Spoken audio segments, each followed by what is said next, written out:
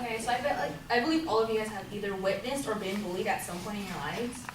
I remember back in middle school and high school, I used to be constantly picked at for things that I didn't see really a big deal. Like people were always like, "Oh, you don't have the best shoes. Oh, you don't have the best style," and I really didn't care. But at one point it got physical. Like they started pushing me around, and me not wanting to get in trouble because I know I won't just get in trouble with the office, I get in trouble with my mom. I went to an adult at the school. They told me, they talked to the student. The next day, the bullying got worse. They started pushing me around like physically more often, and I asked one of the teachers if they could help me out or what, and they said, "Oh, well, we already talked to them. That's the best we could do." So then I had my mom come and talk to the school, and that didn't help. And then that didn't help me at all. The school said, "Well, we can't do anything unless she gets physically hurt." Even though I said that I was being physically pushed, they said they couldn't do anything. The fact that they let someone get physically harmed isn't right. They need to put more, they need to enforce more that you can't harm anyone, whether it's just a push or anything. It needs to be punished in some way. And the fact that I had to do that from 5th grade to 8th grade wasn't really, I was always afraid each time I walked around the school, because I'd have them each for a class, and they'd be like teasing me. I didn't care about the teasing. I didn't care about the jokes. I just didn't like being physically touched by them whenever they felt the need, it was okay. So the fact that I didn't feel safe, I don't feel like anyone should feel that way at one point at school. People go to school to escape home sometimes, or just to learn. The fact that they have to not just pay attention to learn, they have to look over their shoulders to see if no one's gonna harm them or do anything to them isn't right, and it needs to, the teachers and faculty needs to pay attention to that. I asked my younger siblings about being bullied. My 9-year-old sister said that she was being bullied since the beginning of the year. She's constantly gone to the teachers, and they've constantly said, "We'll talk to them, we'll talk to them." They've talked to them, but nothing's been done. They started pushing her inside the school bus. She would cry about not wanting to go to school. The fact that she fears going to school isn't right. There's a reason we're going to school, it's to learn, and the fact that she's learning to fear school it's not something any parent or siblings should hear. And my mom had to go to the school and talk to them personally, and all they said is, "We have to get the kids' names in order for us to do anything." And my sister only gave them the first name because she doesn't know their last name.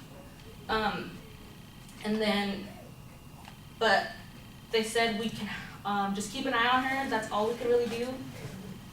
But until she gets hurt, we can't do anything.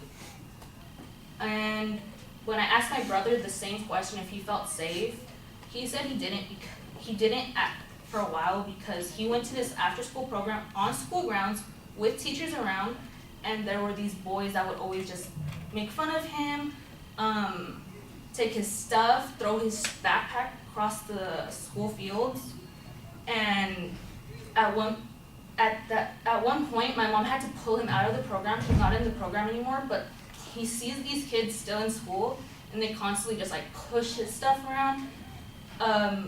Mind that my brother, he doesn't like to hit people. He's a lover, not a fighter. So the fact that he's trying to take this in a way where he doesn't have to hit anyone, where someone's pushing him, smacking him,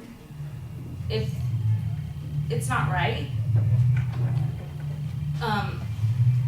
And during this conversation that I had with my siblings, they were both present for each other's answers. They were both crying during the process of the thought. They were trying to comfort each other to make sure like they didn't feel alone. And when I told my mom all about this and some of the stuff she didn't even know, because kids, no matter their age, sometimes they're afraid to tell their parents about what's going on, and things slip by.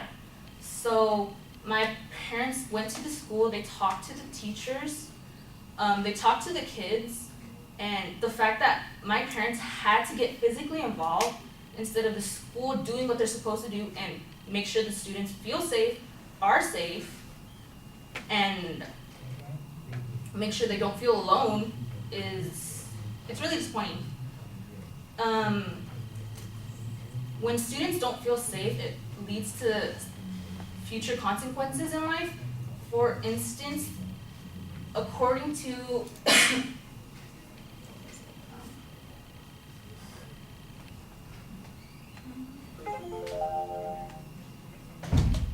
according to Dr. Jesse Clean, a 14-year-old student was bullied for 2 years straight, physically and verbally. The teachers wouldn't help. Her parents weren't there often because they were constantly traveling. So she had to deal with it on her own. And she couldn't deal with it anymore with all the pressure of the school, the bullying. She resulted to suicide. The fact that she did that, it could have been prevented if the school got involved at one point when it was still early. It's disappointing. It could have been prevented, but it wasn't because the school didn't want to do anything. Another case where it could have been prevented, a 10-year-old girl, she hung herself for being bullied for 5 years straight by her neighbor. And that's from ABC News. And the fact that they feel like they have to resort to ending their life or harming themselves in some way, it's very disappointing because they feel alone. They shouldn't feel alone. They should know that they're not alone. They have their parents, they have the school protecting them. But the fact that they don't, it's not right. According to National Center of Education, in 2005, the bully rate was barely 21%. As of the beginning of this year, it rose to 30%. It's slowly rising, but the fact that it's rising instead of decreasing, and that's just on school grounds during the school year. So the fact that that's going on and it's increasing instead of decreasing, it's not right. Students should feel safe while they're at school. No matter what, they shouldn't feel alone. They shouldn't feel like someone's gonna hurt them and no one's gonna do anything. They're gonna let something happen to them. That shouldn't happen to anyone at any point in their lives.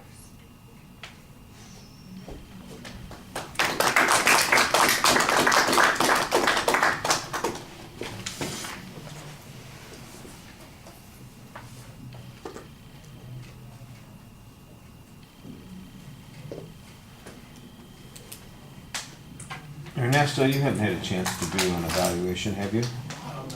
Could you offer a couple of comments before we go? The main point was, I liked the topic. It was about bullying problems continuing to be a problem, that schools are not doing much offering to help with her case when she was in high school. I think you could try to look at it more, just a little bit. I like you cited your sources, which was good, and it was overall a well thought out speech.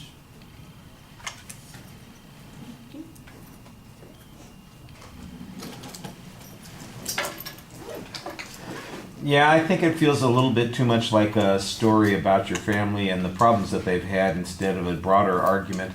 It's 6 minutes into the speech is the first time I hear a reference to any particular research outside of the family's experience, and it's basically two more examples that you present.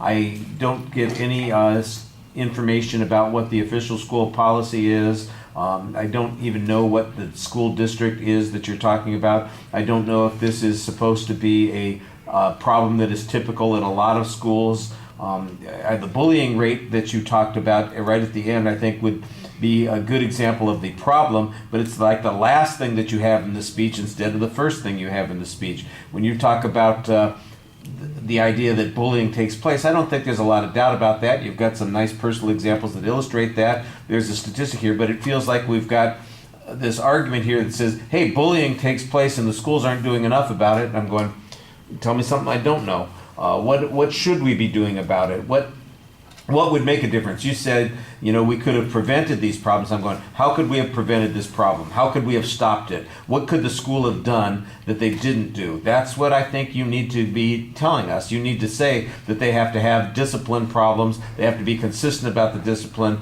There has to be a format or a procedure that they can follow in order to address these sorts of things. If there's a program that does that kind of thing and it gets results, that would be a good way to show that that would work. As it is, I'm not unsympathetic to people being bullied. Everybody, like I think you said it, almost everybody's probably felt bullied at some point in their life about something. It's one of those things that you have to handle. It's a social thing that goes on. Some bullying's worse than others, definitely. And I'm not trying to justify bullying at all, but on the other hand, the ability to respond to it, what can people do about it? That I think the school's response is, well, we can't do anything if they haven't touched him. I'm not sure that that's true, and I'm not sure that the school is following contemporary policies on these issues, and I need a little bit more information on it. Frankly, I tell you what the policy was when I was a kid. You punch them in the face. And then you get in trouble too, but at least they know that you're not going to take it anymore. I don't think that that's a good idea. I don't think that that's the way to handle those sorts of things, but that's the way a lot of that kind of crap gets handled, and it seems unreasonable that we should have to rely on that. I think that's the problem, that we have to rely on something like that. What do we do about it? How do we fix it? That's the thing that's underdeveloped. Okay. You guys, I'll see you on Tuesday. We have a test then. Yeah.